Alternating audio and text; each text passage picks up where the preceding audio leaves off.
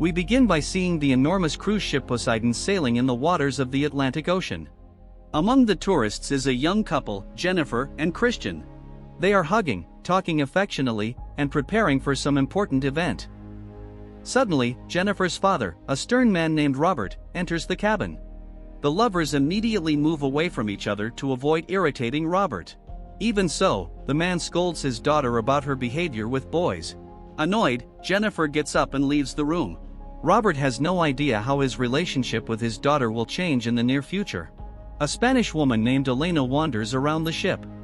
She seems lost and is looking for the kitchen, even though passengers are not allowed to go there.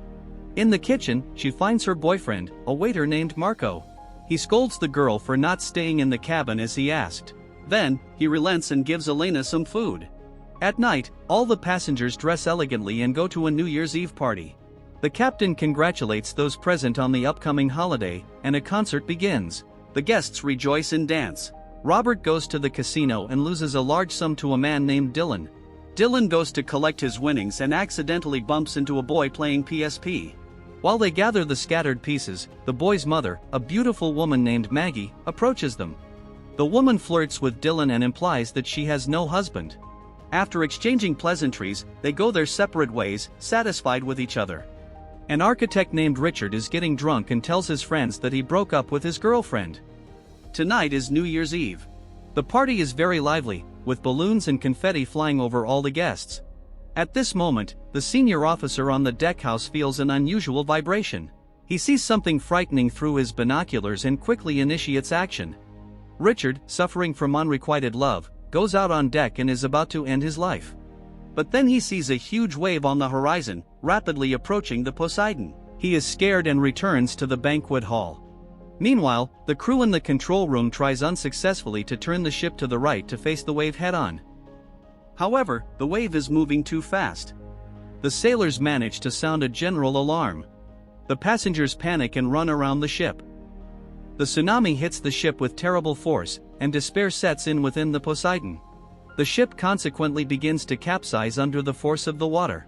The passengers are hit by furniture and pieces of the ship, and many fall from great heights.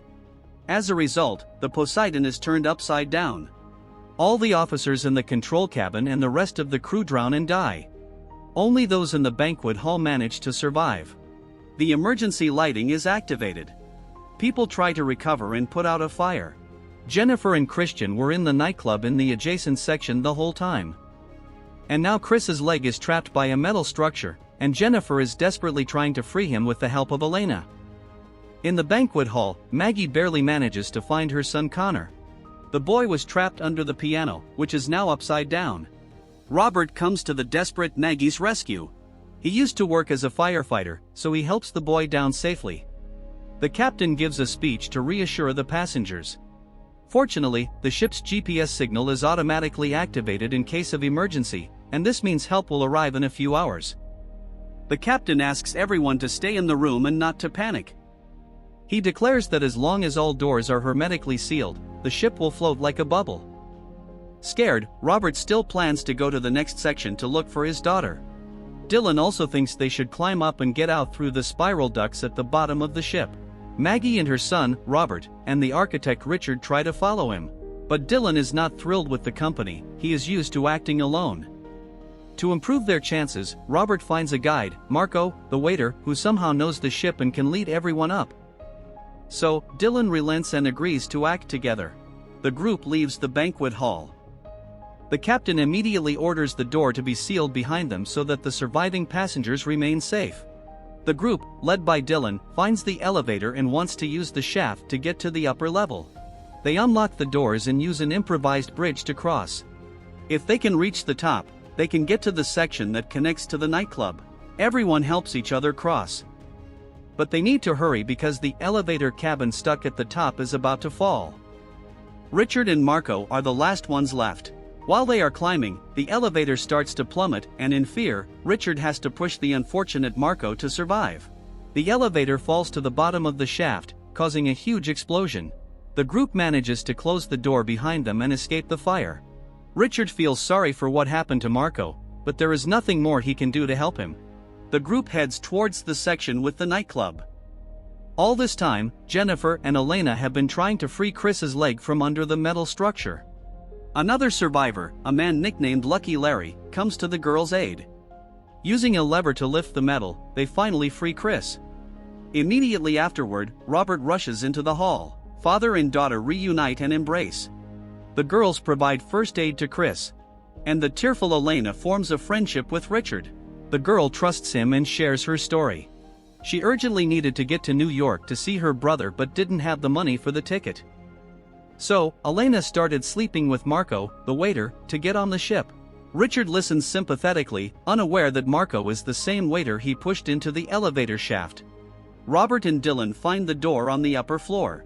It is hot because of the fire, but the men manage to open it. Elena takes a closer look at Robert and realizes he is the former mayor of New York. The poor stowaway never expected to be in such company.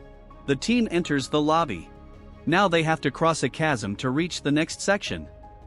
A piece of debris has fallen between the two sides of the lobby and can be crossed like a bridge. Chris goes first to test the structure's strength. The others also cross, one at a time, to the other side over the ship's wreckage.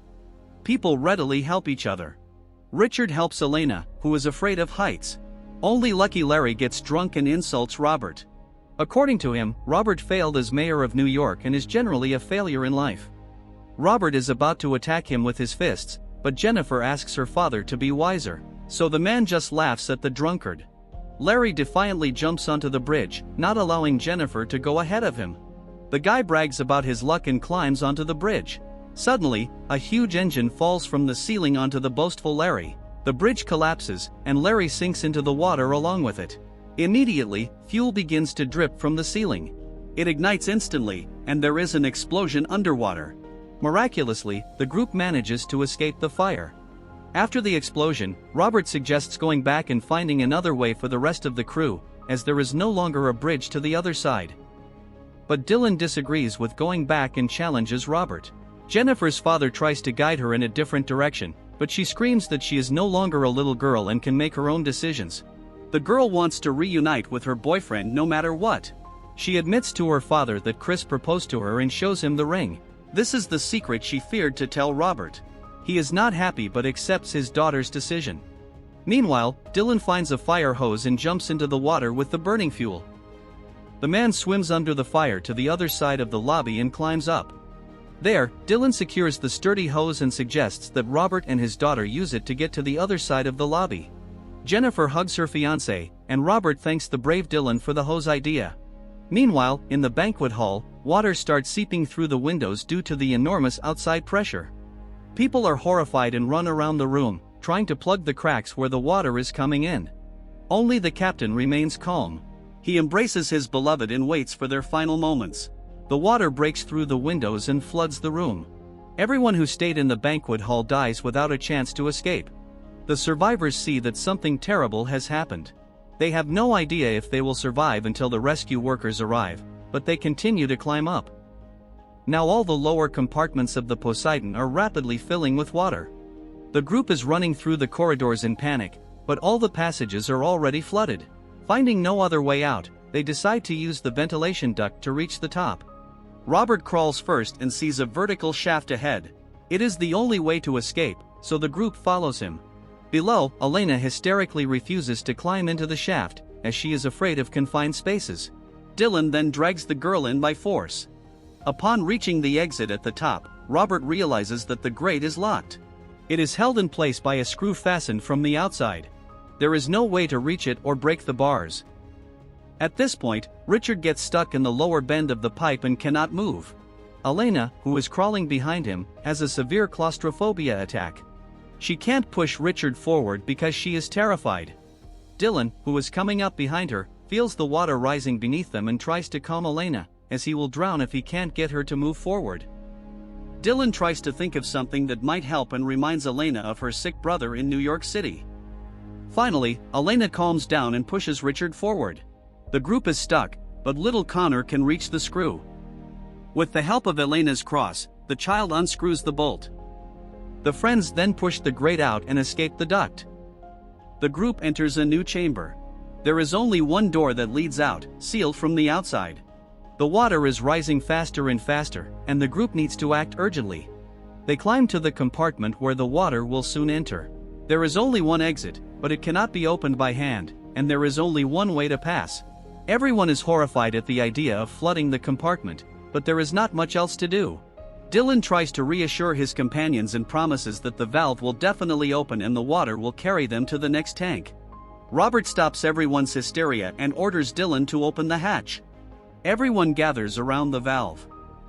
The water quickly starts to fill the room, and soon the group has no space to breathe, and the hatch to the next compartment is still closed. Dylan is terrified because if his idea does not work, the entire group will drown because of him. Fortunately, the escape hatch opens, and everyone is thrown into another compartment, but it will be impossible to stay there for long because it is also filling with water. So Dylan dives and finds the next exit and quickly returns, telling everyone to hold their breath and swim after him to the exit door. Chris volunteers to help carry Connor on his back. Everyone dives into the water and swims after the leader, illuminating their way with flashlights. Most of the group manages to reach a safer spot. Richard and Elena are swimming behind slowly. Suddenly, the young girl's clothes get caught on something, and she can no longer swim forward. She struggles in panic, hits her head, and loses consciousness. Richard goes back and tries to save her.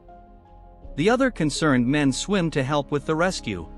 After bringing Elena to a safe place, Robert immediately starts performing first aid on her and tries to resuscitate her heart, but it is all in vain. The girl does not regain consciousness and dies.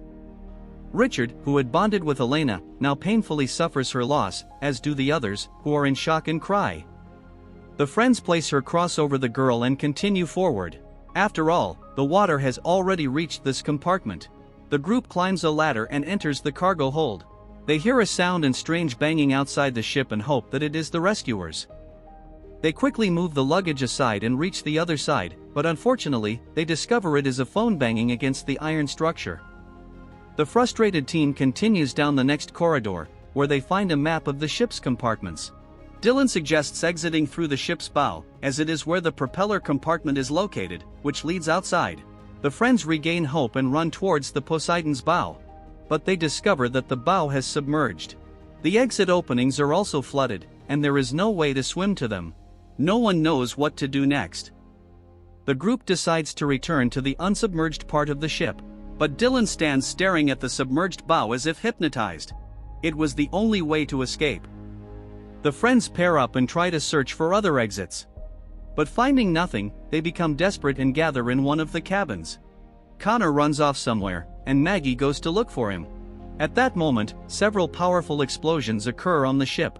Because of this, the bow of the ship floats up. Water starts to flood the stern, where the group is located. Under Robert's leadership, the friends quickly run towards the bow. But brave Dylan cannot leave Maggie and Connor, who are lost somewhere.